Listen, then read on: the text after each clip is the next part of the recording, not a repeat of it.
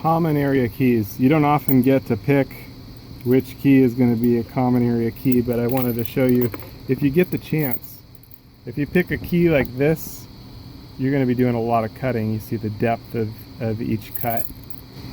But if you pick something, you know, common area keys, a lot of times it's not like super high security. I mean, it might be high security, but if you're able to pick something along this lines, you're not going to have, it's going to, you know, if you're cutting a lot of keys, thousands of keys, you're not going to have to cut it so deep, versus if you pick, you know, it's going to be a lot faster because the amount of material you're removing from the key blank, only so much, right? Now for higher security, you want something deeper, as that's going to be harder to pick something that you know has variations in height of the key deal, but something, you know, like this is going to take a long time to cut each key. So just kind of showing, you know, if you pick something more along this line, it's not so difficult to cut. And if you get the chance to pick which key you're going to use, pick something that's going to be a lot easier for you in the future. Something like this will be really easy to cut keys for. Anyway, that was my quick deal on picking common area keys. That's what I'm up to. Alright. The idea is to make sure that key that you pick is a really smooth operation, and then cut a couple keys from it, and also make sure that your cut keys are really smooth operation.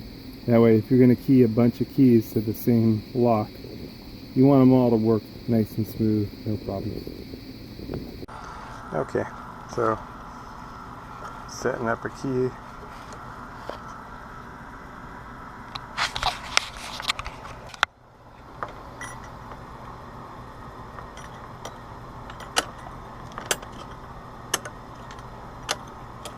When cutting keys, you want to wear ear protection and eye protection.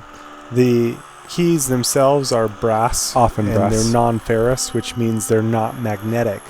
The way an eye doctor would normally take a piece of metal that got in your eye out is by using a strong magnet.